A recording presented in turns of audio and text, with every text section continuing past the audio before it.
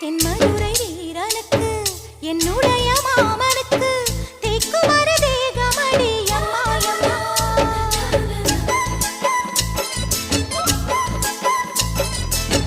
மாமன் பெற்ற பெண்ணுனக்கு மையெழுதும் கண் எதுக்கு என்னை வந்து கொல்லுதடி அம்மா அம்மா.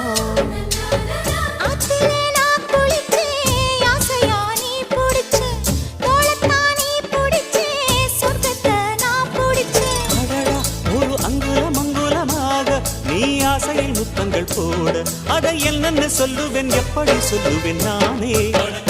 சந்தனமே குங்குமமே நில்லடியோ இனி